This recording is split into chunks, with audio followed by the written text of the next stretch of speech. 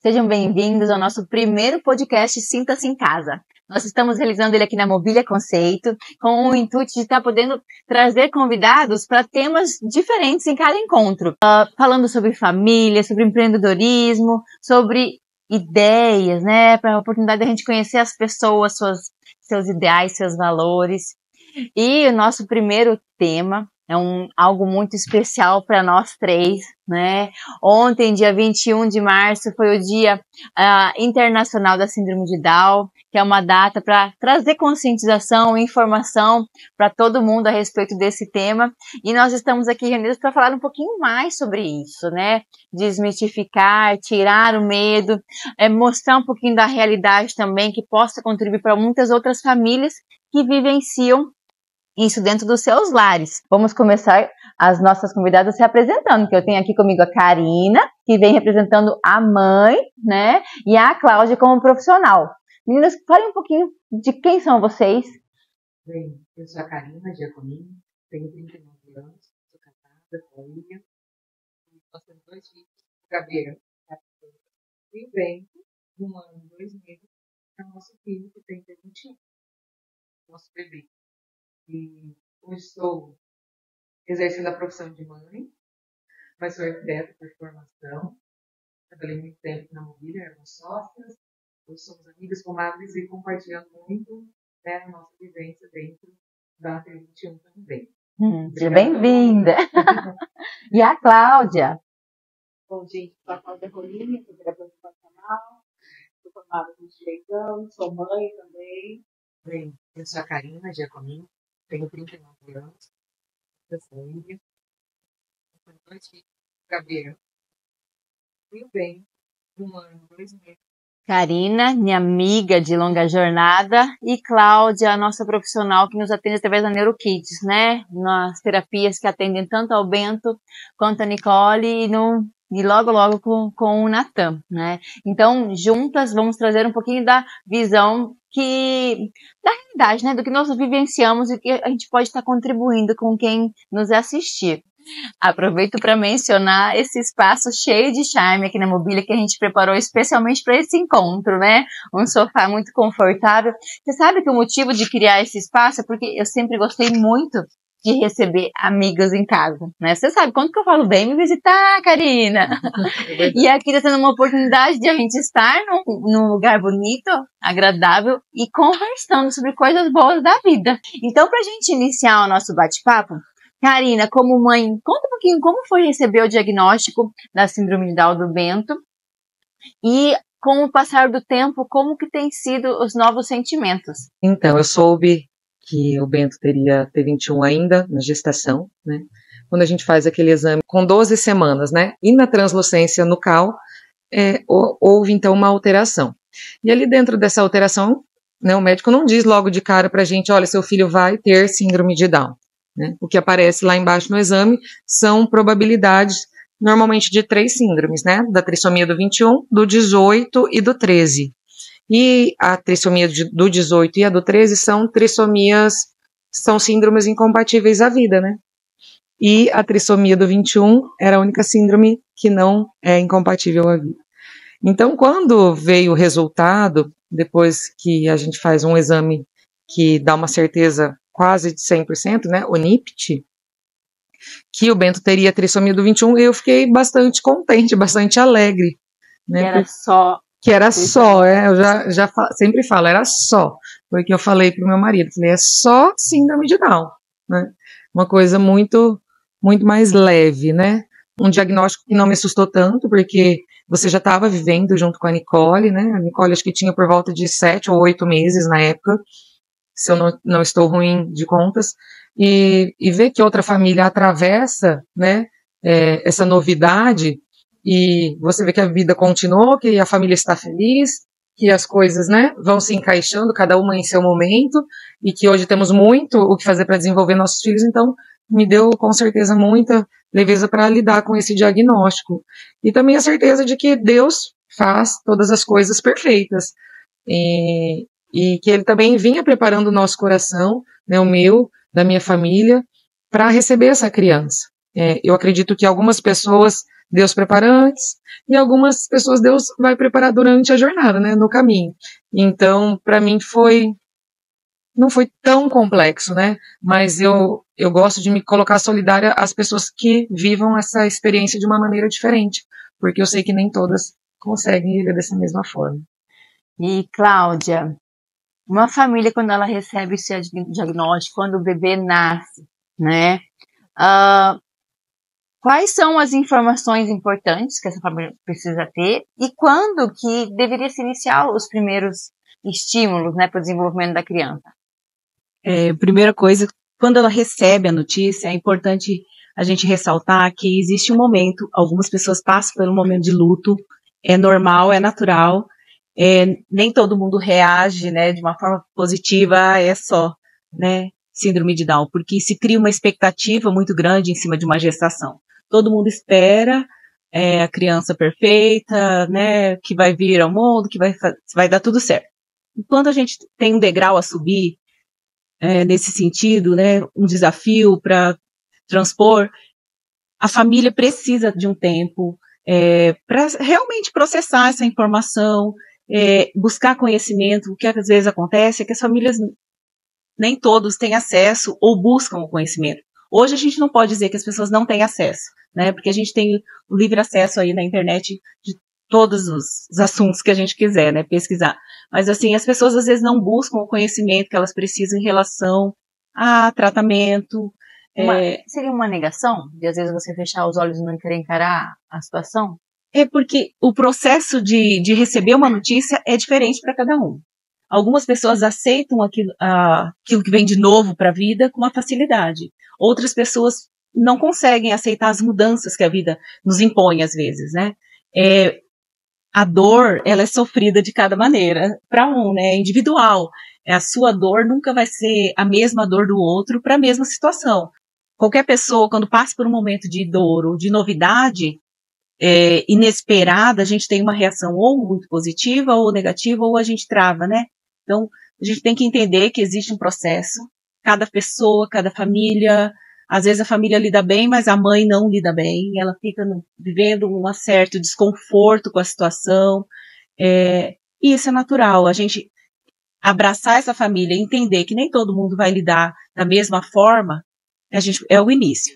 E quando a criança precisa iniciar o tratamento, a partir de diagnóstico a gente começa com pequenas intervenções, conforme a idade da criança, a intervenção ela não pode ser exaustiva para a idade da criança, mas ela precisa ser diária. Intervenção terapêutica em qualquer patologia, quanto antes a gente reconhecer o problema e tratar o problema, menos comorbidades, menos dificuldades essa criança vai apresentar no processo de desenvolvimento dela. A gente às vezes fala assim, mas precisa do quê? Ele precisa de, primeiro, o amor da família. Essa é a melhor terapia, o amor e o cuidado, a atenção da família. Eu acredito que é assim, eu costumo dizer que a terapia em si é 10%, 90% é a família. Então, assim, a gente entender que a família está no contexto e que ela está disposta a abraçar a causa e a vivenciar os desafios e proporcionar para essa criança ambiente saudável, condições adequadas, né, vai favorecer. E a terapia, a gente tem inúmeras terapias que a gente pode indicar e ela tem que ser começada realmente numa idade bem tênue mesmo, bem novinho, quanto antes. E tem que ser gradativa. Conforme a criança vai crescendo, a gente vai aumentando a intensidade das terapias, a quantidade das terapias, mas ela precisa ser diária e constante. E aí, para trazer um pouco mais de clareza, quando se fala em síndrome de Down, o que é a síndrome de Down? O que está no conjunto desse nome? Que a pessoa possa falar assim, então tá, só que ele tem síndrome de Down. O que ele pode esperar em relação à saúde dele, ao desenvolvimento dele? Então, síndrome de Down não é uma doença, né? Começando por aí. A criança ela não é doente, né? Ela tem questões respiratórias em função de uma questão de anatomia mesmo, né? De formação, às vezes mais acometidas. Tem algumas crianças com síndrome de Down que nascem com problemas cardíacos, que precisam de intervenções, inclusive cirúrgicas e acompanhamento. É importante um acompanhamento no decorrer da vida com várias especialidades. A questão da frouxidão ligamentar, da hipotonia, né, dessa musculatura mais flácida, é uma criança molinha, né, para a gente falar assim para o nosso público em geral.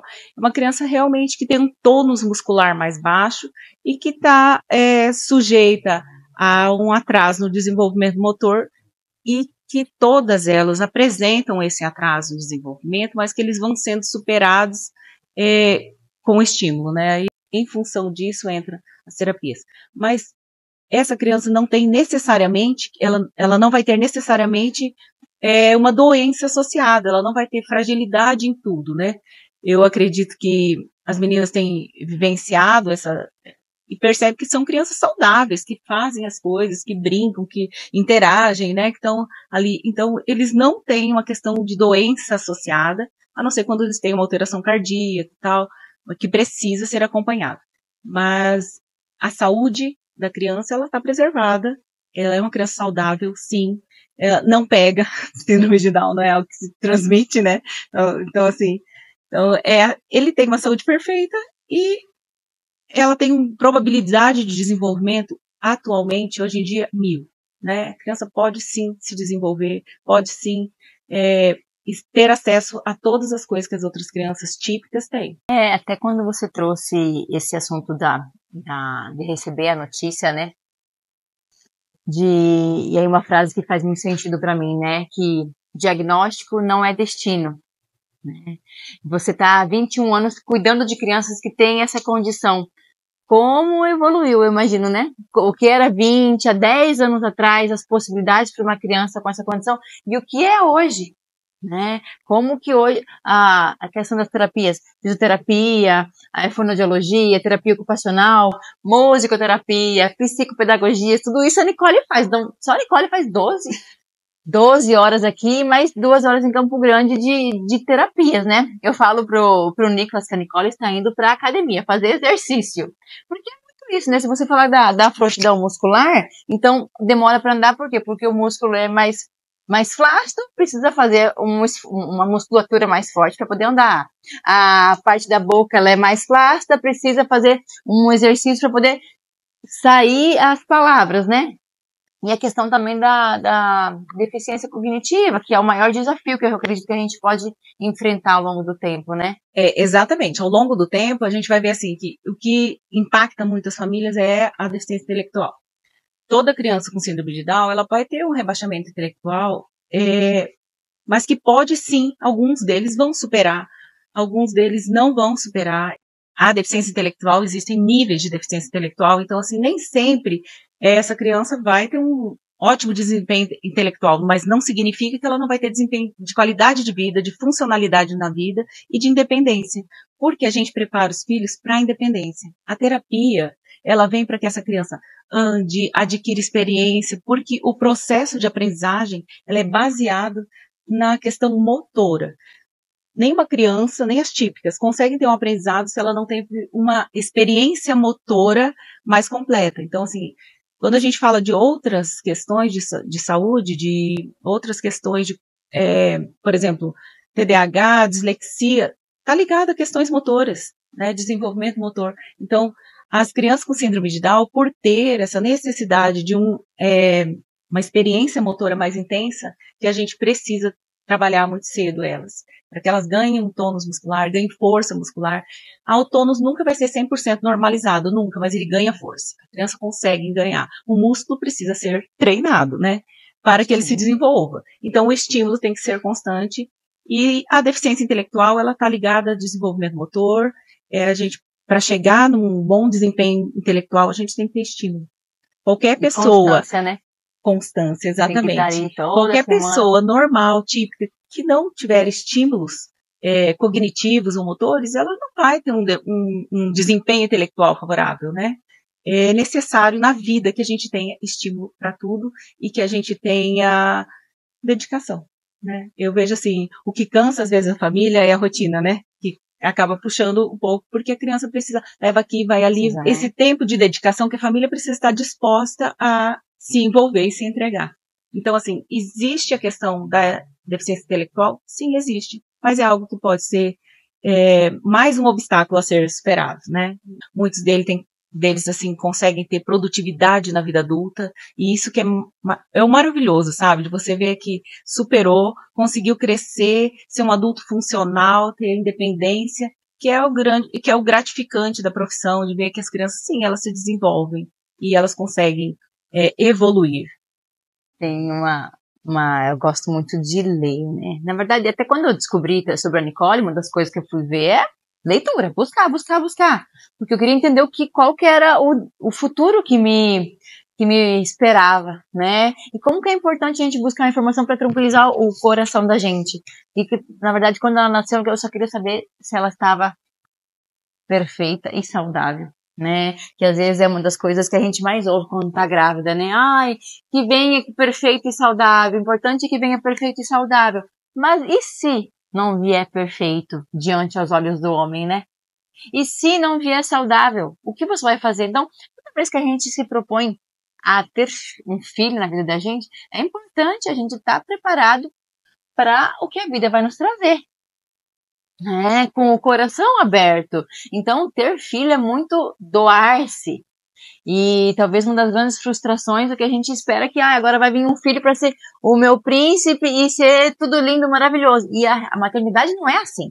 Nem a maternidade típica, né? Sim. E aí, quando a gente se depara com uma situação de um filho que precisa de cuidados especiais, a gente tem que estar com a família forte ali, porque a vida vai testar a gente, né? Então, às vezes, ver o Bento, ver a Nicole, né? Com os vídeos que a gente faz, desenvolvendo, interagindo, e é tudo muito lindo, maravilhoso, mas por trás disso tem uma rotina intensa. E como é essa rotina do Bento, Kari? Então, nós iniciamos a intervenção precoce do Bento já com 30 dias, né, de vida, inicialmente em Campo Grande. Algum tempo depois também iniciamos aqui, a Cláudia, né, abriu a clínica em São Gabriel, e também fazemos terapia aqui em São Gabriel. Então, hoje eu vou 2 vezes por semana, né, até Campo Grande, todas as terças e sextas, onde o Bento faz 2 terapias lá, fisioterapia e fonomotora. E aqui ele está fazendo terapia ocupacional e fono de linguagem agora, né? Confesso que é bastante intensa, mas no meu caso, que não estou, né, na rotina também de trabalhar fora, é um pouco facilitada. Mas eu acredito que a gente precisa ver além da rotina em si. Mas as pessoas que tudo isso todo esse processo traz para a nossa vida, né? Então, assim, as terapeutas, as mães que a gente conhece nas salas de espera, né?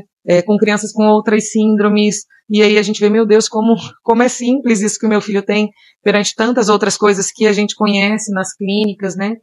Então, assim, a gente olhar por um lado positivo. Existe um estudo que fala que somente 8%, né, dos óvulos que são fecundados e que já possuem ali a trissomia do 21, só 8% nascem, né? O restante acaba tendo muitas vezes um aborto espontâneo. Então eu vejo nos nossos filhos, assim, o quanto, fala-se muito do quanto eles são frágeis, mas eu tenho visto o quanto eles são fortes, né? Recentemente o Bento ficou doente, teve bronquiolite, e eu percebi isso nele, o quanto a parte respiratória é frágil, mas o quanto a força de viver e ultrapassar aquilo é enorme, né? Inclusive passou todos os dias muito risonho, muito alegre, então eles têm uma força dentro deles para superar tudo isso que é incrível, né? De ver. Você estava falando antes sobre a hipotonia, né? Às vezes a pessoa me pergunta, mas por que eles demoram mais para andar? Eu falo assim, pensa que você tem uma criança típica que vai andar, que ela quer começar a andar, mas aí você vai lá e coloca um peso em cima dela, né? Vai lá e coloca um pezinho de cada lado do ombro ali, coloca mais 2, 3 quilos em cima dela, não vai ficar mais difícil? Então, assim, essa é muitas vezes a barreira que os nossos filhos têm para vencer, né? E cada um vai vencendo a seu jeito. Tem uns que choram na terapia, uns que são mais tranquilos, uns que reclamam, mas o quanto eles têm essa força do quero andar, quero, né? Quero me desenvolver, quero viver, né? Eu vejo muito isso, apesar do Bento ser muito pequeno, mas também vou vendo outras crianças, essa força, essa vontade de viver. Já batalhei ali, né? Fora tudo que às vezes pesa esse assunto, né? O quanto as mães acabam rejeitando e muitas vezes fazendo um aborto intencional, né, e em quantos países isso já está liberado, e a gente pensar então, e usar essa vida deles para a gente poder falar, gente, tá tudo bem, é ótimo, é maravilhoso, né, mantenham, sigam. Eu lembro que uma das coisas que eu li foi do Dr. Zan, que ele é uma referência na síndrome de Down a nível Brasil e talvez mundial, né? E aí ele falava que toda criança com síndrome de Down ela precisa de muito amor, de várias terapias, né? E de um irmão mais velho. E eu pensei, ai que bom, isso vai ajudar muito e tem ajudado muito. Aí você tem o Gabriel, que é uma criança típica, e o Bento. O que você aprendeu com a maternidade do Gabriel e o que você aprendeu com a maternidade do Bento? Então, com a maternidade do Gabriel, eu aprendi a ser mãe, né? Mãe no sentido, assim, das coisas também básicas, como trocar fralda, o que é esse choro, o que está acontecendo, como uma criança se desenvolve, né? E eu sempre falo para você que eu acredito que é uma sorte você receber essa notícia no segundo filho, porque aí você já sabe uma parte do caminho você já trilhou, né? Eu sou muito solidária às mães que recebem essa notícia no primeiro filho, porque aí tudo é novidade e mais a T21. Então, acho que essas mães ainda precisam mais ainda do acolhimento. Mas lógico que ser mãe do Gabriel não é ser mãe do Bento, é muito diferente, né? Eu já vejo neles personalidades diferentes, né? O Gabriel mais introspectivo, né? Mais quietinho, e eu já percebo o Bento muito mais expansivo, muito mais bagunceirinho, né? Cada um vai entrando ali. E assim, eu acho que todos têm a acrescentar, né? O ano passado, eu participei de um podcast que eu comentei assim, eu acredito que cada ano a gente vai aprendendo mais, né? E ali na minha, não vou dizer inocência, mas eu só tinha 3 meses, o Bento só tinha 3 meses, né? Só tinha 3 meses como mãe de uma criança com deficiência.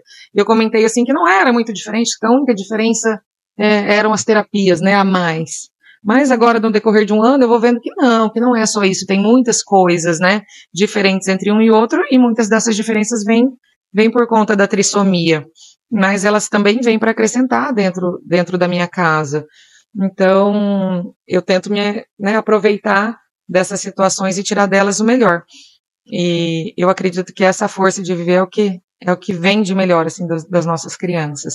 E eu penso muito, você estava falando da questão da deficiência intelectual, né?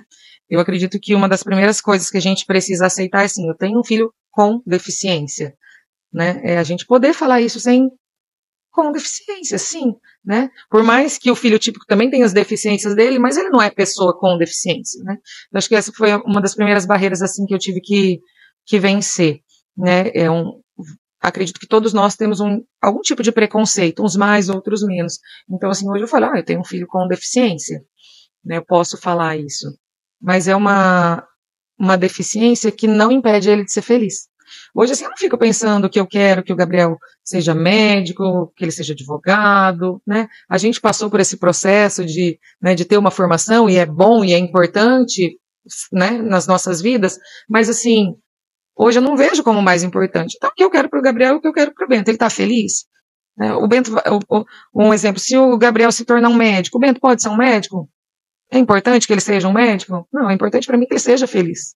Então, eu acho que é nisso que a gente tem que mirar, né? E eu ouço falar, leio, que eles são muito felizes, né? Eles se sentem muito felizes, eles têm uma facilidade, né, de ter esse sentimento muito maior que nós, né? De transmitir essa felicidade, por às vezes ter menos filtros, né, menos barreiras sociais.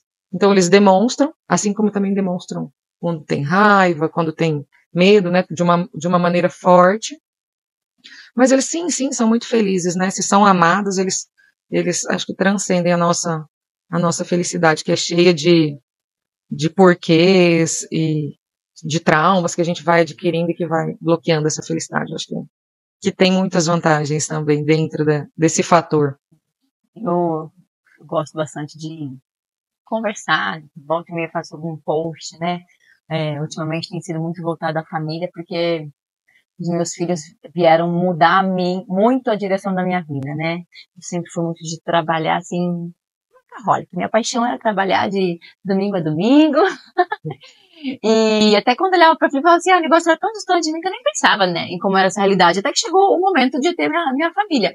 E como a vinda de cada filho me trouxe uma percepção diferente do mundo, né? Então, eu incentivo muito, muito que as pessoas tenham filho, porque eu falo assim, quando chegou o Nicolas, meu primeiro filho, né? Ele veio me tirar do meu egoísmo, né? De olhar só pra mim e achar que a vida era só o que me importava. Quando veio o filho, comecei a enxergar que existiam coisas muito maiores e valorosas, né? Que através de dar amor, eu muito me sentia amada. Aí veio minha segunda filha, que é a Nicole, né? Descobri a síndrome dela na gestação. Foi uma fase de muito medo. E eu sempre fui otimista, né? De buscar o lado positivo de tudo, e busquei muito enxergar dessa forma. Mas foi uma jornada, né? Busquei ajuda e busco frequentemente ajuda terapêutica, que eu acho que todo mundo merece, né? Buscar uma ajuda para né? um suporte profissional para se olhar. Que você não seja um profissional, que seja um grande amigo, que a questão é você poder falar todos os seus pensamentos feios sem medo de ser julgado. E querendo ou não, quando a gente recebe uma notícia como essa, tem os medos, mas muito dos medos também às vezes estão relacionados à projeção do próximo. O que vão falar? O que vão pensar? Os curiosos, como que eu vou contar isso? O que minha família vai achar? Agora tem um filho que tem uma deficiência, que não vai ser o filho que eu gostaria no futuro. E aí é uma frase que fala que não projete a sua felicidade no futuro que ainda não existe, né? Que talvez uma das coisas que eu precisei aprender, que eu sempre fui de pensar a longo prazo, mas às vezes a gente pensa tanto a longo prazo e esquece de viver a beleza do hoje, né? E a Nicole veio me trazer muito disso, de parar e olhar para o hoje. Então a gratidão entrou assim de uma forma avassaladora, né? Eu falo que existe uma Francine antes e depois dos filhos, né? Cada um de uma forma. Então a Nicole veio me trazer isso, porque eu enxergando a síndrome de Down e todas as possibilidades que a síndrome poderia trazer para ela nasceu perfeita e saudável. A cardiopatia, que pode ser em torno de 50 até um pouquinho mais de por cento de probabilidade, quando eu fui lá e vi que o coração dela estava perfeito, aquilo lá me deu uma gratidão assim, que é de me arrepiar, né? Então já foi uma primeira grande conquista. Quando nasceu, fazendo os exames de sangue, fazendo todo o acompanhamento, a hipotonia dela baixa e vendo ela desenvolver com aquele sorriso assim maravilhoso. E aí a gente vai aprendendo a realmente enxergar a beleza do momento. Tirar a ansiedade do que vem e enxergar do momento. Essa questão da maternidade em si, quando a gente... vou ter filhos, né? Chegou o momento. Vocês falaram aí do momento de ser mãe e tal. A maternidade automaticamente nos traz inúmeras expectativas. A gente cria um monte de sonhos, sei lá. A partir do momento que você pega o exame lá, positivo. Eu acho que eu sempre costumo comparar assim, uma explosão mental. E o quanto a gente projeta nossos sonhos nos nossos filhos. Exatamente. A gente às vezes fala, nossa, agora vai ser a vida, né, perfeita, filhos, tudo. E no decorrer do caminho da maternidade, a gente vai passando por tantas coisas que, independente de ter síndrome de Down ou não, as mães passam, né? Então, estar preparado... Você passou por um desafio com a sua filha que não é síndrome de Down, mas foi um desafio também. Sim, então a gente tem essa questão de, quando a gente precisa transpor um desafio com os filhos, os nossos desafios passam a ser insignificantes. Quando a gente está disposto a vivenciar o momento família, independente de qualquer coisa, o que a gente tem que lembrar, que a gente precisa proporcionar para os nossos filhos, são vivências positivas. Porque o presente caro, lindo, maravilhoso que ele ganha, ele esquece num determinado momento, num canto da sala, num canto pela casa, na varanda, fica lá. Então, isso não é o mais importante. Proporcionar vivências, experiências positivas, momentos de afeto. Eu nunca, assim, pude dar grandes coisas para minha filha, mas, assim, tudo que eu podia fazer com ela e por ela, a gente precisa lembrar que a gente vai fazer o que a gente puder fazer pelos nossos filhos. E é importante que a gente busque o melhor dentro da nossa realidade, né? Às vezes a gente fica sonhando, mas eu queria que fizesse tal coisa, né? Sonhando aquilo que a gente tinha vontade, às vezes na infância, mas às vezes nem é a vontade da criança, né? Eu me lembro que minha filha ia fazer 15 anos e ela falou, eu falei assim, filha, você quer ir na Disney? E ela falou assim, porque eu queria ir na Disney. Ela falou assim, eu não quero ir para Disney, eu quero ir para a Europa. Fiquei pensando para a Europa, né? Então, outras coisas não era o que eu queria, mas era o que ela queria. Então, a gente lembrar que os nossos filhos, a gente precisa proporcionar para eles as oportunidades que a gente pode, mas sempre a afetividade é o mais importante. Ninguém se desenvolve sem amor, né? E a vida, a gente precisa criar isso, né? A gente precisa amar que é o próximo, mesmo quando ele às vezes não nos ama, mas a gente amando os nossos filhos, eles nos devolvem muito, muito, muito, muito. E quando vocês falam que é um desafio, é um aprendizado constante a maternidade. Como se fosse uma evolução num passo mais lento, né? O Nicolas, ele andou com 10 meses. A Nicole, ela andou com 1 ano e 10 meses. 1 ano depois. Então, tudo foi mais passo a passo. Então, parece que o engatinhar, você olhava, agora vai, depois de 2 meses, foi. Então, parece que cada passo a gente vibra mais, né? Cada conquista, assim, ela é mais saboreada, porque ela é mais, exige mais esforço, mais acompanhamento. Eu acredito que a gente consegue desenvolver bastante a nossa virtude, né? Da paciência, né? E a gente precisa ser paciente, né? Eu acredito que a gente tem que estar ali auxiliando, né? Não subjugando a força da criança para fazer cada coisa, mas deixando as coisas acontecerem, né? Em seu tempo. Se estamos fazendo as terapias, o restante vai a seu tempo, né? Já estamos fazendo o necessário. Mas eu acredito muito que, por ser nosso segundo filho, também a gente já ter vivido, como foi rápido, né? Você falou, o Nicolas andou com 10 meses, então, meu Deus, quando você piscou, ele andou. Então, a gente aproveita também essa criança, a gente vai saboreando essa maternidade de uma forma diferente, mais lenta, né? O que não quer dizer que eles serão eternas crianças, né? E crianças para sempre, né? Eu costumo dizer, quando as pessoas, né, falam isso, eles vão ser crianças para sempre, sempre dependerão dos pais. Eu falo, gente, eu tô vendo muita gente típica aí com 30, 40 anos também morando com os pais. Então, qual é o problema, né, de uma pessoa com síndrome de Down, de 30, 40 anos, também morar com os pais? Eu, inclusive, dependo dos meus pais para muita coisa, porque meus filhos não estão aqui, estão com a minha mãe nesse momento, né? Então, assim, nós todos somos dependentes, de certa forma, dessa rede de apoio, né? E o quanto é necessário uma rede de apoio para a gente conseguir dar conta de tudo, né? De todos os compromissos que a Cláudia falou, também o quanto é necessário que nos auxiliem, né? No seu caso, com 3 crianças, né? O quanto é importante ter o suporte para poder fazer tudo que eles precisam. Mas, sim, isso daí com certeza é uma das coisas que eu aprendi, porque eu sempre fui muito autossuficiente. Eu sempre achava que eu dava conta de fazer tudo que eu precisava, que eu não dependia das pessoas. E a maternidade me puxou para esse lado, e as minhas crianças, precisando desse acompanhamento maior, me fez me render, né? Então, muitas coisas a gente vai aprendendo na base da dor, né? A gente vai se lapidando, e nem tudo é saboroso o tempo todo. Então, a vida vai te obrigando a mudar, né? Então, quando mais eu precisava, que eu não dava conta, que eu olhava e falava, tinha sempre alguém que Deus colocava para poder me dar o suporte. Eu vejo a Tereza, que é a minha tata, que tá lá com a gente faz 5 anos, antes do Nicolas nascer. Eu falo que eu sou enviada, ela fala assim, Francine, eu não sei, mas assim, eu sempre fui apaixonada por crianças com Down. Parece que é o destino me colocar aqui na sua casa. E ela cuida dos meus filhos assim, com um amor. E aí, nesse sentido, eu comecei na marra a me desprender, e Deus foi me colocando pessoas certas na empresa, porque por causa dos meus filhos, quando você engravidou, você veio me falar, Fran, eu quero me dedicar à família. E aí eu falei, então eu vou trabalhar mais ainda. E estávamos grávidas juntas naquela época, né? Quando veio a Nicole, eu precisei começar a me desapegar. E através da terapia eu entendi que a minha empresa mais importante era a minha família. Essa ajuda me fez falar assim, não, peraí, eu preciso mudar um pouco o foco. Mas e como eu vou deixar aqui? Aí Deus foi mandando pessoas. Parceiros de trabalho que são muito leais e competentes, que começou a me fazer acreditar que era possível tirar um pouquinho do controle e eu poder estar em casa, para poder dar para as pessoas que mais precisavam, sabe? Quando a gente se permite receber, Deus envia. E você consegue muito trabalhar um tempo de qualidade também, né, com eles. E como é maravilhoso, que daí a gente descobre outros prazeres, né? Porque antes eu achava que o meu prazer era trabalhar. Porque me faltava, às vezes, esse amor dentro do meu lar. E aí eu fui descobrindo através das crianças, né? E a necessidade da Nicole de estar... Porque para ela fazer todas essas terapias, eu preciso de tempo com ela, né? De organizar toda a minha rotina. E isso foi difícil soltar.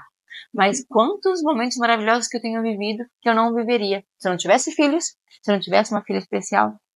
O meu Natan mesmo, que é o meu bebê agora de 2 meses, também com síndrome de Down. Eu ficava imaginando, eu li que eram casos muito, muito raros. Eu falei, como isso, né? Para começar, na minha gestação inteira, eu pensava, como que as pessoas só descobrem no parto? Se tem um exame que eu descobri a Nicole, você também descobriu o Natan. O Natan, o Bento, são tantos nomes. O Bento. Eu falava assim, não tem como, não tem como. Fiz o exame dos 12 meses ali, com a translucência local, tudo certo, perfeito. Aquilo lá alivia meu coração, então não existia risco. O coração estava perfeito. Quando nasceu, a médica veio me falar que existia uma possibilidade por causa dos olhinhos dele. Eu falei assim, mas não, como assim? Até que veio o exame de sangue, que foi o cariótipo, né? Que depois que nasce, eles precisam do exame de sangue. E foi aonde me deu a resposta verdadeira, que faz 2, 3 semanas aquilo lá. Partiu meu coração, porque eu tinha uma forte esperança de que não fosse, né? Ele veio com muito menos características do que a Nicole, os fenótipos, né?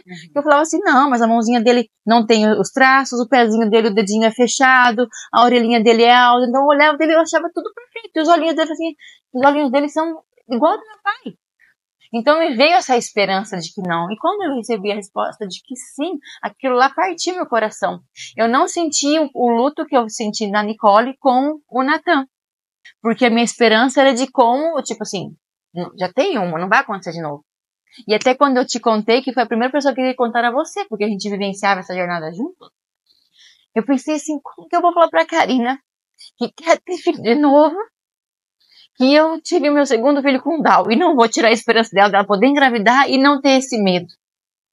Então, essa foi uma das dores, sabe? E de contar para outras pessoas que estão com mais de 35 anos que não tenham medo. E eu fui buscar ajuda e me entender, porque com mais de 35 anos aumenta muito a chance. E eu comecei a questionar o que eu acredito muito, que o filho só vem quando Deus quer.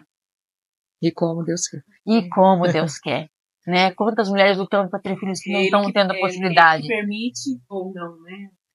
E eu fiquei a gravidez inteira do Natan falando que ele vinha, já que a Nicole e o Nicolas foram extremamente planejados, deu tudo certo. O Natan, ele foi um empurrão. Eu queria muito, mas eu não faltava coragem. Deus me trouxe. Eu falei, então se você veio, que era um desejo meu, você veio para representar o mais na minha vida. E eu brincava várias vezes que na Bíblia fala, ide e multiplicai. E eu estou multiplicando. E eu sempre abençoei o tempo todo. Eu falava, você vem para representar o mais, o mais, o mais. E quando ele chegou com essa condição de novo, eu falei, por quê? Eu já te falei que em mim não diminui essa vontade de ter mais filhos, com certeza. Porque a gente colocando Deus à frente, a gente acredita. E talvez o processo, né, tenha sido diferente, como foi com a Nicole e agora Deus te preparou nessa jornada, já te preparou bem rápido, que já está ótima. Não, foi muito rápido para eu entender isso. E eu acredito que Deus te prepara dessa forma, assim como eu, antes do Bento nascer, falava assim, ai Deus, eu sinto que eu não tenho um coração assim que ama de verdade. Me dá esse coração, porque é difícil amar de verdade, né? O desapegar-se, sem esperar nada em troca, no dia que você não tá legal, mesmo assim, você conseguir fazer o que você precisa fazer dentro da maternidade, né, dentro da sua vida. E aí eu demorei um tempo, o Bento já tinha nascido, eu falei, gente, mas esse coração que eu tava pedindo, Deus me deu, mas ele não me deu dentro, ele me deu fora. Tipo, estou te dando outra experiência, né, eu estou te dando uma experiência para que você consiga esse coração que você quer dentro de você, mas através de amar essa criança, né. Então, assim, eu sempre te falo, né, muitas vezes quando alguém sabe da notícia, você soube que o filho da Karina tem síndrome de Down, o filho da Francine tem síndrome de Down, talvez as pessoas falem, nossa, coitadas, meu Deus, agora elas nunca mais vão poder tal coisa, ou agora, olha, aquele sonho que elas tinham não existem mais. Então, assim, que as pessoas não tenham dó da gente, porque a gente não está passando por nada ruim, né? Podemos estar passando por desafios, por coisas que demandem nossa energia, né? A questão financeira das famílias que que tem filhos com deficiência também muda, porque a gente quer se dedicar. Eu falo, se a mãe ganha R$1.000 e ela precisar gastar R$1.000, ela vai gastar os R$1.000. Se ela ganha R$10.000 e ela precisar gastar os R$10.000, ela vai gastar os R$10.000. Né? Então, todas queremos dar tudo que a gente tem, tudo que a gente pode, né? E ainda tem que trabalhar no nosso coração, que isso não quer dizer que o filho da mãe que investe 10 mil vai se desenvolver melhor do que o filho da mãe que investe 1.000. Porque até isso é Deus que está no comando, né? E aí foi ali que veio rápido a minha superação, porque foi questão de uma semana me libertei, porque eu de imediato fui buscar profissional que me ajudou na época da Nicole, porque eu sabia que eu precisava de ajuda. Então o meu orgulho de tipo, eu vou me resolver sozinha. Não, eu não preciso me resolver sozinha, eu posso contar com pessoas. E aquilo lá, ela simplesmente precisou ouvir todas as meus pensamentos feios. Em vez de ficar guardando e remoendo, eu falei e sarou. Até um sentimento de que Deus me traiu. Quando eu mais confiei tudo a Ele, Ele veio e me trouxe uma coisa que... um filho que às vezes não era dentro da perfeição. Então, a gente falar as verdades feias é importante pra gente poder limpar nosso coração e entender que não é nada disso. Tem um filho extremamente perfeito, saudável, sorridente, que eu olho para ele todo dia e agradeço do fundo do meu coração. E ele é lindo, tranquilo, dorme maravilhosamente, tem os olhos castanhos, está se desenvolvendo e tem síndrome de Down. É só mais uma característica, isso não define quem ele é. E entender dessa forma tirou todo o peso. E até esse negócio de como eu vou contar para as pessoas, tô contando pra gente como se fosse assim, meu filho é uma informação que, na verdade, assim, eu não tenho dever nenhum de contar pra ninguém. Não faz diferença nenhuma as pessoas saberem ou não saberem. Então, era isso que eu precisava. Parar de me importar com o que os outros pensam. Que só importa o que eu e o meu esposo pensamos e o amor que a gente vai dar pra eles. E como Deus é bom. Porque daí, às vezes, até um pensamento errado que a gente tem de que, o que os outros vão falar. Não foi você? A gente que estava sentado ali? Às vezes os outros nem estão pensando na gente, né?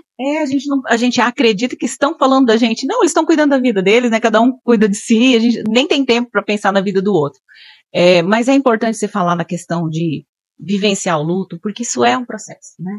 Que a gente vai viver em qualquer situação. E a vida nos traz altos e baixos. E admitir que a gente precisa de um suporte, de um apoio, e da rede de apoio, que a gente precisa dos pais, que a gente precisa... Gente, eu sempre falo, se a gente não tem base, a gente não tem nada. E base é família.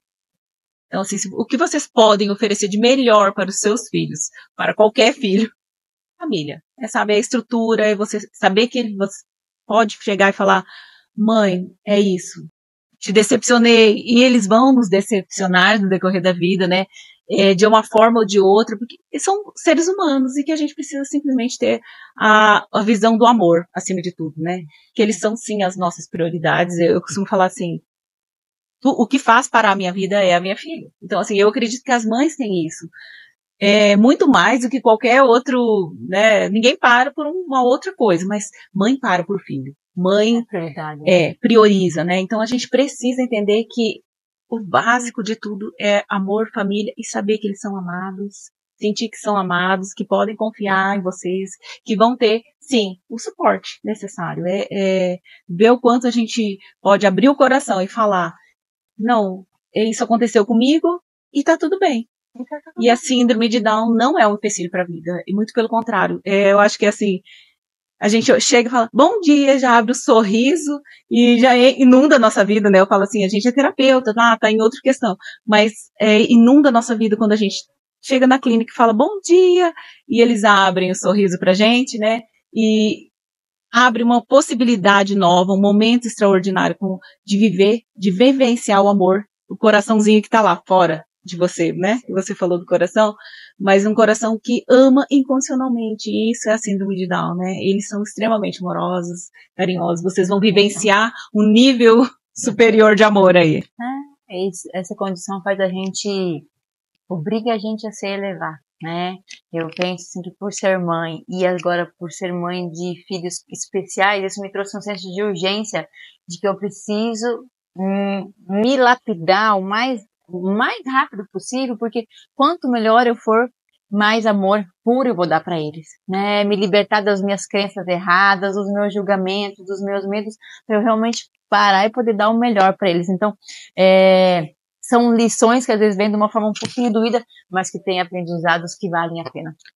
E a mente que eu tenho hoje não seria a mesma se eu não tivesse tido cada um deles do jeitinho que eles são. E hoje realmente é transbordar gratidão, tá curado, tá bem resolvido dentro do meu coração, e eu só quero realmente poder fazer o melhor hoje, né? Levar isso de uma forma leve. Eu acredito que a gente vai precisar falar desse assunto por muito tempo, porque agora a gente está vivendo a fase mais colorida, eu acho, da síndrome, né? Porque nós temos bebês fofinhos, graciosos, que a gente vai para os lugares e todo mundo, ai, que lindo, ai, que bonitinho, ai, que bacana. E a gente tem que viver isso. É o nosso agora, é o que a gente precisa aproveitar. Mas, assim, o porquê que a gente está aqui falando, eu acredito que seja porque nós estamos querendo preparar o futuro, né? Dos nossos filhos.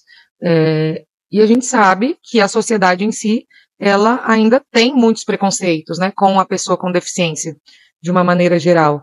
Então, eu acredito que aqui a gente está plantando uma sementinha para convidar as pessoas, né? Venham, conheçam os nossos filhos, conheçam a nossa história e continuem abraçando esses filhos daqui 10, 15, 20, 30 anos, né? É a nossa vontade, né? Porque a gente sabe que na fase adulta, muitas vezes eles podem, né, se sentir excluídos de muitas coisas. E o que a gente está buscando aqui é desmistificar para poder incluí-los, né? E com certeza, um alívio para o nosso coração saber que a gente vai poder viver isso sempre juntas. E criando outras redes de apoio também, aqui em São Gabriel, em Campo Grande, pessoas amigas, né, que compartilhem da mesma experiência, para que eles também possam ter seus pares no futuro, né? Então, para a gente ir direcionando o nosso podcast para um momento já de finalização, uma mensagem que vocês gostariam de dar para as pessoas que estão nos ouvindo diante dessa situação da síndrome de Down. Que mensagem que vocês podem passar para eles, como lidarem com as pessoas, com a diversidade, com as nossas crianças, mas também, não só as nossas crianças, com o que é diferente no mundo, né? Eu gostaria de dizer para as mães que talvez não tenham essa mesma experiência em receber a notícia que eu tive, que elas busquem ajuda, que elas busquem, talvez não apenas na internet, mas em pessoas reais, palpáveis. Então eu acredito que eu, a Francine, estamos, né, disponíveis para acolher pessoas. Nós participamos de um coletivo de mães, que é um grupo de WhatsApp, e também Instagram que nos auxiliou, que é o Sou T21. Lá a gente compartilha dores, medos, dicas de terapeutas, dicas de como passar cada fase. Eu acredito que me ajudou e também ajudou a Fran em alguns momentos a encontrar pessoas, né, a compartilhar dores com essas pessoas. Então, que procurem, que não tenham dó das pessoas que têm filhos com síndrome de Down, que tá tudo bem, que tá tudo certo, que a gente não tá fingindo que tá feliz, né, a gente não tá vivendo enganados, não.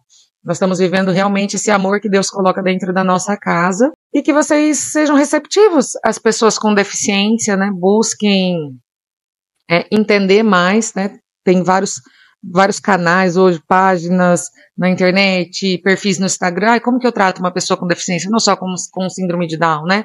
Como que eu posso ser receptivo e caloroso com essa pessoa? Porque talvez a gente não imaginava estar aqui desse lado hoje, e hoje nós estamos, né? Então, que vocês busquem também ser acolhedores com as famílias e principalmente com as pessoas com deficiências que precisam deste acolhimento, né, dentro das empresas e dentro de tantos lugares do ambiente escolar, que nós possamos ser gentis, né, acima de qualquer coisa, sermos gentis. A Karina falou um pouquinho que eles não vão ser sempre bebês, né, realmente. Existe uma fase na síndrome de Down que eu costumo dizer que é bem desafiadora, porque eles crescem, ai, que lindo, maravilhoso, fofinho, todo mundo dando atenção, e aí eles chegam na adolescência, na pré-adolescência, em que todas as crianças apresentam vários desafios, né, mas que acontece muito a questão de que eles não têm toda a atenção que eles recebiam no início, então eles começam a ficar birrentos, bravinhos, né, e eles vão realmente ter essas reações.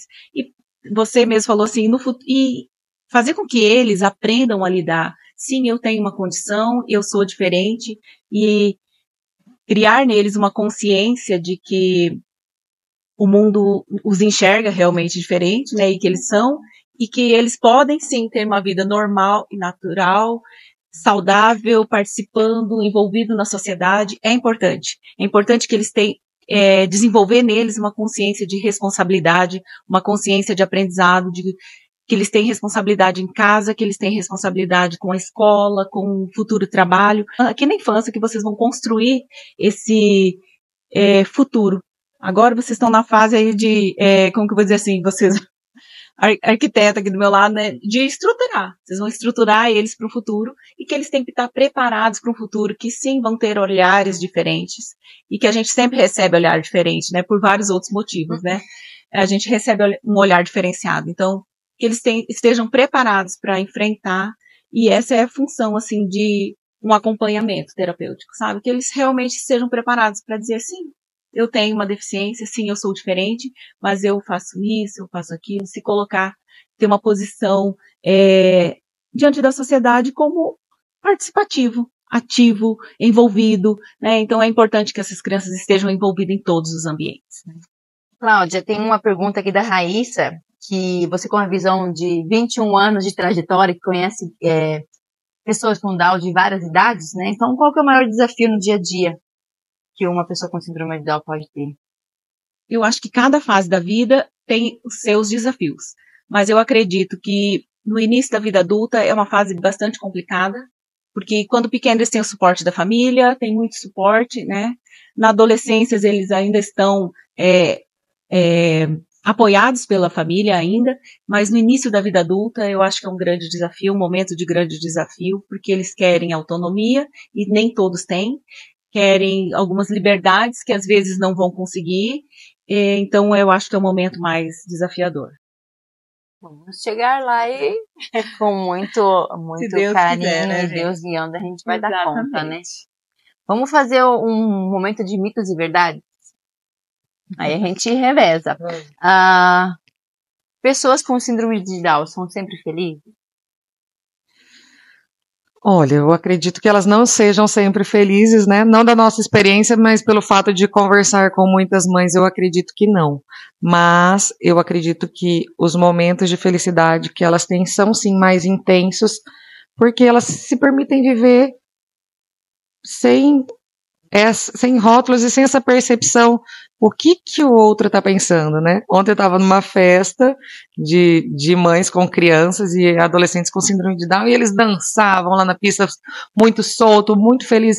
Tá olhando, não tá olhando, tô certo, tô errado, não importa, né? Não importa que eu tô curtindo esse momento aqui dentro da minha felicidade.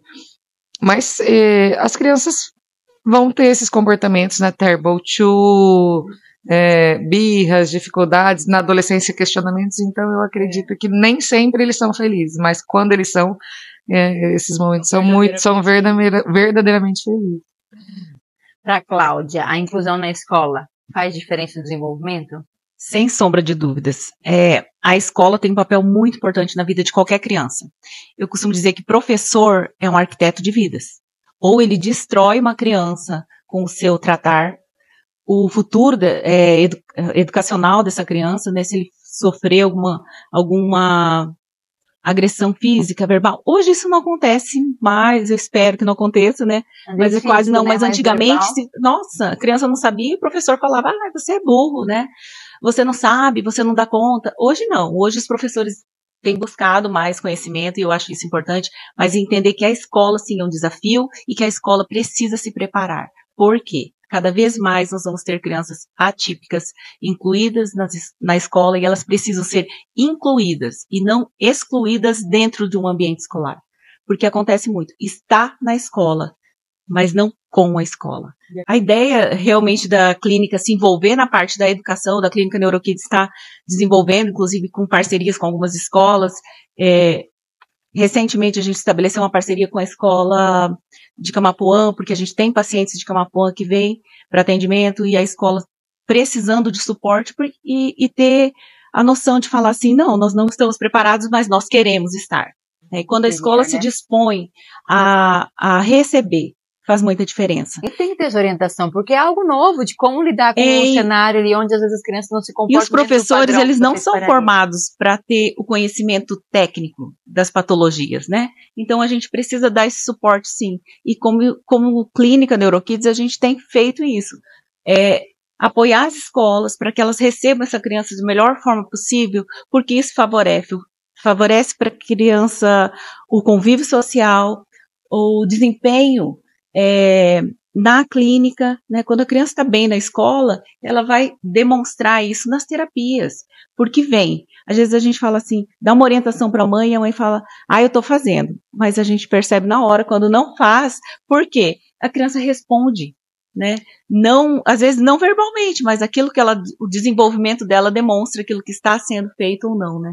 Então, é importante a inclusão, eles precisam ser incluídos, não só na escola, eu acho assim que as igrejas têm que se preparar, os ambientes sociais, os restaurantes têm que estar preparados para receber uma criança, vou sair um pouquinho da síndrome de Down aqui, um autista que vai gritar sim, que ele vai chorar, que ele vai ter um momento de crise, e a sociedade tem que estar disposta a enfrentar, ver o outro com as suas diferenças e aceitá-lo. A estimulação precoce ajuda no desenvolvimento? Olha, a estimulação precoce, eu acho que o ponto de partida para o bom desenvolvimento é a estimulação precoce, de qualquer criança. A gente trata muito só da criança que tem alguma síndrome ou alguma patologia ou alguma condição diferente, né? Mas quando qualquer criança típica se faz necessário uma estimulação precoce. A estimulação precoce, ela favorece o desenvolvimento de uma forma geral. Então, proporcionar a estimulação quanto antes, você falou que o Bento começou aos 30 dias. Quantas vezes eu já peguei criança assim, de uma tenra idade que a gente começa a acompanhar lá com 2 mesinhos. Poxa, mas vai fazer terapia, né? As pessoas perguntam, por que terapia tão cedo, né? Com outras comorbidades, vai fazer porque realmente precisa ser estimulado, né? Então, a estimulação precoce faz diferença. E tem a questão da neuroplasticidade também, né? Que às vezes, por mais que tenha uma condição que já nasça, a capacidade do nosso cérebro. Exatamente, de se adaptar, mas a gente precisa ter o estímulo para a adaptação neurofuncional, né? Por isso que a gente fala muito da questão de que não é só o exercício, mas é a função do exercício. Aí que a gente fala, vou puxar um pouquinho para a terapia ocupacional, né? Precisa dar função para aquilo, né? Não adianta eu erguer a perna, mas para que eu vou erguer a perna? Qual é a função? Não adianta eu ter a capacidade de erguer meu braço se eu não dou função para isso, né? Essa função tem que estar presente na vida, porque eu vou fazer isso para aquilo. Proporcionar esse aprendizado, fazer parte disso é muito gratificante, sabe? Quando a gente vê a criança se desenvolvendo e quando a gente está numa equipe multidisciplinar é muito interessante, porque às vezes você trabalhou algo que o colega também trabalhou e mostra pra gente um resultado positivo de uma forma mais breve, quando vários profissionais estão no mesmo intuito. E pessoas com síndrome de Down podem namorar, casar? Podem, devem, as pessoas podem namorar, casar e ter filhos, né? Inclusive, não significa que uma pessoa com síndrome de Down, os filhos terão síndrome de Down, né? Não é... Tem uma maior chance, é o que eu li, 50%, existe. Mas a chance também não... Mas como a gente tem, qualquer um de nós poderia ter, né, um filho com ou não síndrome de Down. Então, assim, não há barreiras, né? Eles podem vivenciar todas as coisas.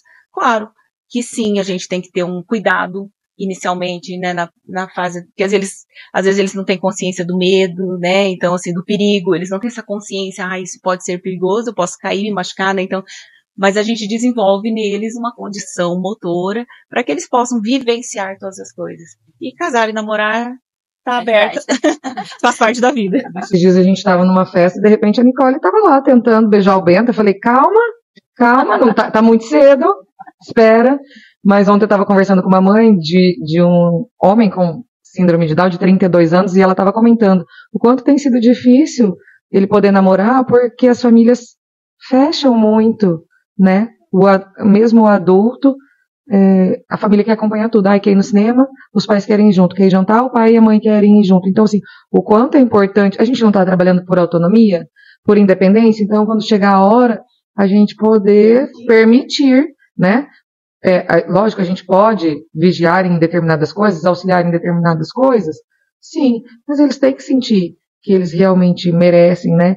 Essa liberdade podem ter. E hoje a gente vê, principalmente ali no Instagram, vários casais, né? T21 ali namorando, e é muito legal acompanhar a história deles. E é importante, né? Porque sim, e uma das coisas que eu acho mais chatas, que fala assim, é verdade que na síndrome de Down a sexualidade é aflorada. Vamos falar sobre isso. Né? É um mito, né? Porque o que acontece? Talvez as pessoas tenham essa sensação, essa percepção que é aflorada, por essa questão de, às vezes, eles não terem um filtro social, né? A gente reprime aquilo porque entende que socialmente eu não posso demonstrar, não porque eu não tenha. Né? E eles têm, talvez, uma dificuldade maior de reprimir, mas não que é uma sexualidade diferente da nossa, né? E sim, eles querem namorar, eles têm vontade de namorar, né, gente? Normal, como qualquer pessoa. E teremos que deixar, né? Eu quero ter uma nora. Se você quer ter, com certeza você também, né, Fran? Sim, e é uma das coisas que pegou no meu coração quando veio a questão, porque eu sempre pensei em ter filhos e ter netos, e aí, às vezes, o quanto que era um preconceito meu, né? Então, se hoje a gente já tá vendo muita autonomia, muita independência, mas uma independência, às vezes, acompanhada, né?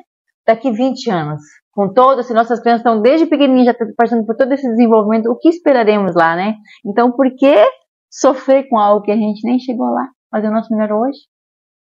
Na vida a gente tem momentos, né? Então, assim, eles vão ter o momento deles, né? De se descobrir, o momento deles de vivenciar algumas coisas e vivenciar, sim, um relacionamento é importante para qualquer pessoa, né? Então a gente tem que permitir, né? Os pais também precisam entender que é natural essa vontade, né? E aquilo que você falou da sexualidade, eles não têm essa noção de, eu posso ou não posso expor, né? Então para eles é tudo normal, né? Eu estou sentindo, estou fazendo, né? E numa criança típica, não, num adolescente, num adulto, aqui não, né? Vou me esconder para tal coisa, né? Então, às vezes a gente não percebe porque está velado, né? A gente mesmo às vezes não fala da sexualidade porque é um assunto velado quase na sociedade, né? Então a gente precisa entender que eles têm todos os pré-requisitos necessários para desenvolver uma sexualidade saudável, um relacionamento produtivo, né? Uhum. Meninas, foi um prazer nosso bate-papo, conhecer um pouquinho mais da história de cada uma, né? A visão mais profissional, a visão como mãe, que de alguma forma a gente possa ter contribuído, né? Para vocês que estão nos assistindo, para quem é pai e mãe, para quem está na família, para quem principalmente não vivencia isso dentro de casa, poder ter um novo olhar, né? O principal limite da nossa vida é a nossa mente, né? Então, que a gente não coloque limite para as possibilidades que a vida pode nos dar. E principalmente que vocês possam olhar a todas as pessoas, né, crianças, adultos, que são diferentes, né, que têm uma síndrome, que têm uma condição atípica, né, comportamentos às vezes diferentes do padrão. Entender que por trás daquela condição existem seres humanos que têm sentimentos, né, que têm seus sonhos, suas vontades, e que a gente possa enxergar isso de alguma forma, no mínimo não atrapalhar, né, mas se a gente puder contribuir para fazer outras pessoas mais felizes, que a gente possa fazer isso de bom, né. E uma das coisas que eu acho mais chatas que falam é assim, é verdade que na síndrome de Down a sexualidade é aflorada. Falar sobre isso, né? É um mito, né? Porque o que acontece? Talvez as pessoas tenham essa sensação, essa percepção que é aflorada, por essa questão de, às vezes, eles não terem um filtro social, né? A gente reprime aquilo porque entende que socialmente eu não posso demonstrar, não porque eu não tenha, né? E eles têm, talvez, uma dificuldade maior de reprimir, mas não que é uma sexualidade diferente da nossa, né? E sim, eles querem namorar, eles têm vontade de namorar, né, gente? Normal, como qualquer pessoa. E teremos que deixar, né? Eu quero ter uma nora. Se você quer ter, com certeza você também, né, Fran? Sim, e é uma das coisas que pegou no meu coração quando veio a questão, porque eu sempre pensei em ter filhos e ter netos, e aí, às vezes, o quanto que era um preconceito meu, né? Então, se hoje a gente já tá vendo muita autonomia, muita independência, mas uma independência, às vezes, acompanhada, né? daqui 20 anos, com todos, se nossas crianças estão desde pequenininhas já passando por todo esse desenvolvimento, o que esperaremos lá, né? Então, por que sofrer com algo que a gente nem chegou lá? Fazer o nosso melhor hoje? Na vida a gente tem momentos, né? Então, assim, eles vão ter o momento deles, né? De se descobrir, o momento deles de vivenciar algumas coisas e vivenciar, sim, um relacionamento é importante para qualquer pessoa, né? Então a gente tem que permitir, né? Sim. Os pais também precisam entender que é natural essa vontade, né? E aquilo que você falou da sexualidade, eles não têm essa noção de, eu posso ou não posso expor, né? Então, para eles é tudo normal, tá aí, eu estou sentindo, estou fazendo, né? E numa criança típica, não, num adolescente, num adulto, aqui não, né? Vou me esconder para tal coisa, né?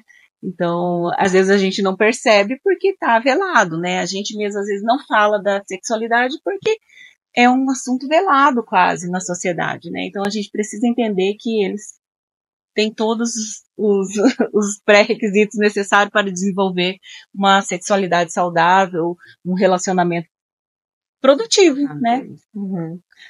Meninas, foi um prazer nosso bate-papo, conhecer um pouquinho mais da história de cada uma, né? A visão mais profissional, a visão como mãe, que de alguma forma a gente possa ter contribuído, né? Para vocês que estão nos assistindo. A gente não viver no engano, né? Eu agradeço, Fran, pelo espaço. Eu acredito que a gente está colhendo coisas que outras mães plantaram antes da gente, né? Que fizeram pelos seus filhos e que agora beneficiam os nossos.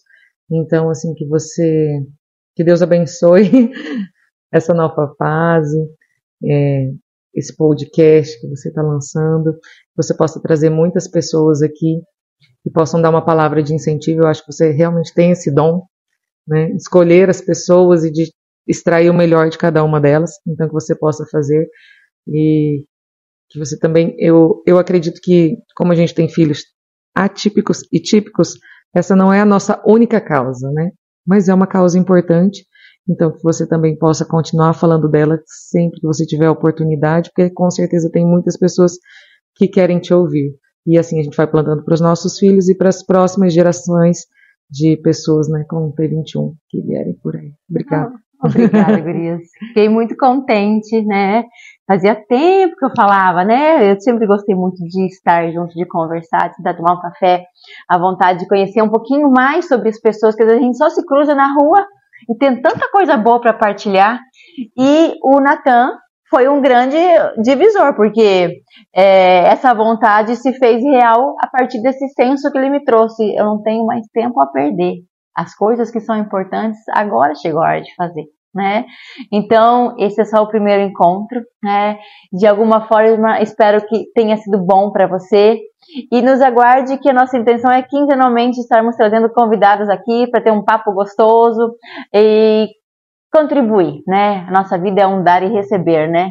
Onde a gente dá com amor e recebe com gratidão. Muito obrigada.